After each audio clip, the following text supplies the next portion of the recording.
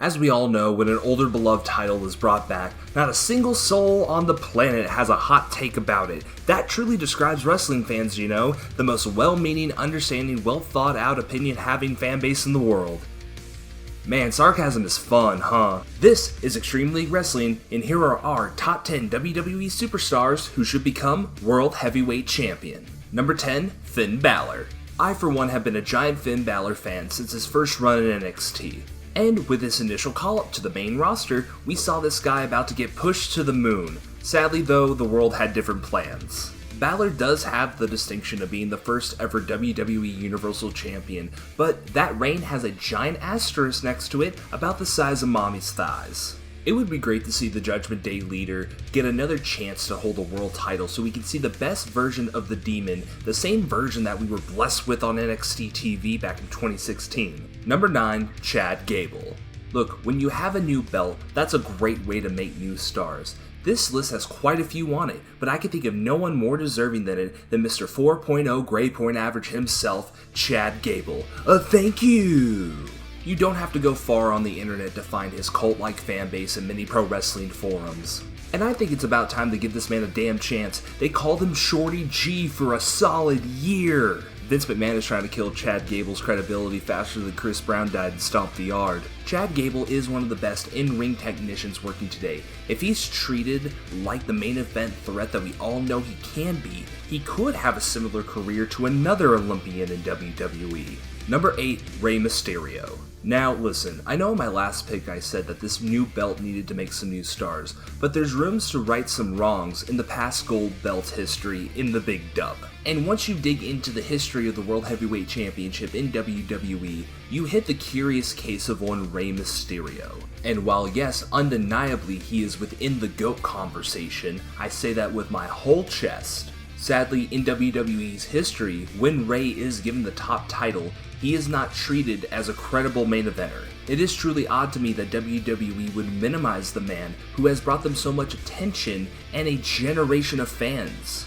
And while yes, Rey Mysterio did get his big WrestleMania moment, winning the Royal Rumble at number 2 and then going on to win the World Heavyweight Championship in Eddie Guerrero's memory. Unfortunately, this was at a time when the company had no idea how to book anyone but a big meaty man slapping another big meaty man's meat. Overall, it was a bit of a weakly booked first title reign for Rey Mysterio, so why not run it back with the Hall of Famer to give him one really solid title reign before he goes? In my opinion, the legend deserves a nice respectable title reign and to be booked like a proper big star. And who knows, maybe Dom could take the title off of him. Ooh, I'm feeling the heat just thinking about it. Number 7, Montez Ford.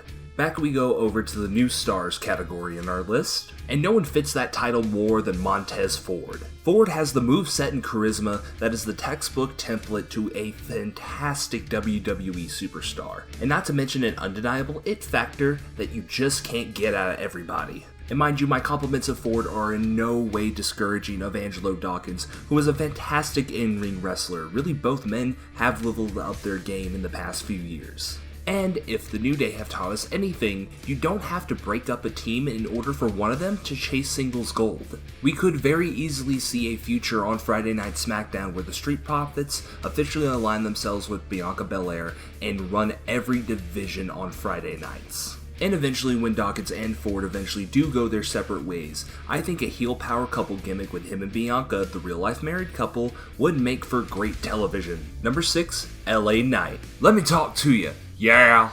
Mr. Knight has been a superstar of note in the past few months of WWE's Triple H creative era, which he totally has control over still, by the way, don't question it. Whether you knew him better as Eli Drake or solely from his WWE/NXT work, you would have to be blind not to see that this man needs to hold some type of gold in WWE like yesterday. LA Knight, for those of you who are confused, is him.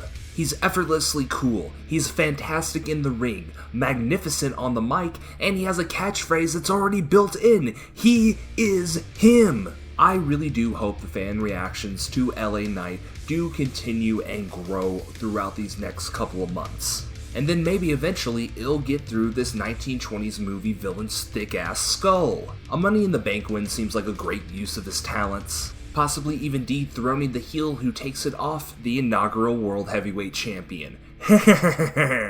Number 5, Edge. Edge unfortunately had to unexpectedly retire the night after WrestleMania 27 due to a long-standing neck injury. This of course meant he had to vacate the first iteration of the WWE World Heavyweight Championship. And what was even more shocking than his unexpected retirement was his unexpected return as the Rated R Superstar unbelievably returned to the 2020 Royal Rumble. So you have an already made feud sitting there. Edge wins back the title he never lost, and heck, maybe even throw in an Edge vs Balor match for the World Heavyweight title down the line so their feud could end with a way better match than what we got at WrestleMania. I am aware that there are rumors of Edge's second retirement coming right around the corner, so Triple H, if you're gonna do it, you better do it quick. Number 4, Jey Uso. Main event Jey Uso was one of the many surprises we got during WWE's Thunderdome era. It is even arguable to state that Roman isn't the main character in the Bloodline saga, and that it's actually Jey.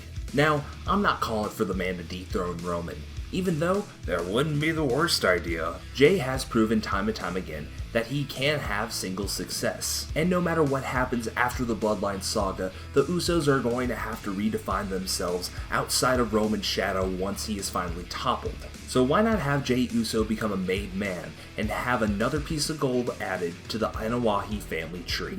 Number 3, Sami Zayn.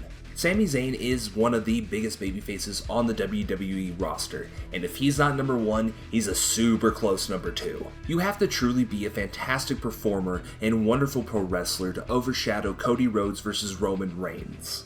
While I think we got one of the greatest WWE main events of all time at Elimination Chamber, it is very clear that Sami has main eventer and championship material written all over him. And personally, if I could put my Booker hat on, I would love to see Sami Zayn versus Jey Uso in Montreal. That would be a Puerto Rican-sized pop right there. While he wasn't able to topple the Tribal Chief, there could be a parade inside his city, yeah, and I ain't shooting, brother.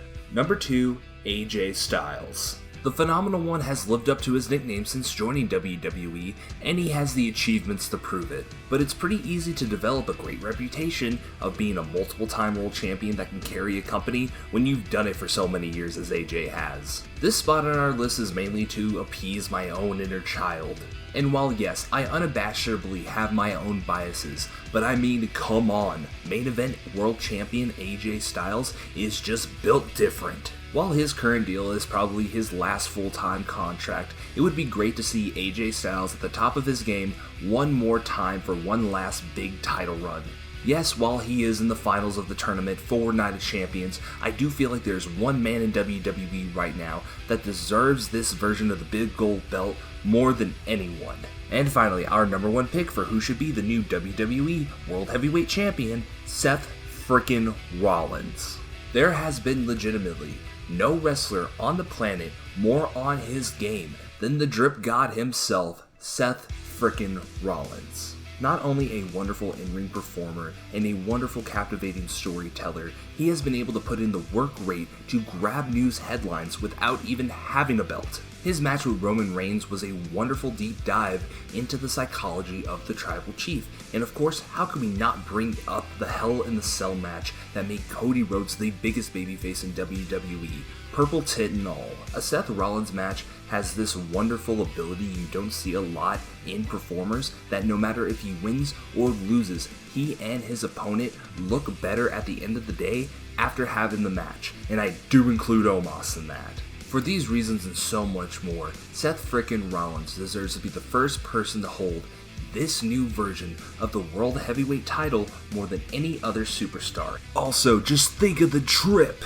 And that is our list for the top 10 WWE superstars who should win the new WWE World Heavyweight Championship. Who do you think should hold the new big gold belt? Let us know in the comments down below. Thank you so much for watching, and this has been Extreme League Wrestling, and we'll catch you next time. Hey, if you like what you're watching, stick around a while. Go ahead and hit that subscribe button, turn on the notification bell, and leave this video a like so you don't miss our next upload.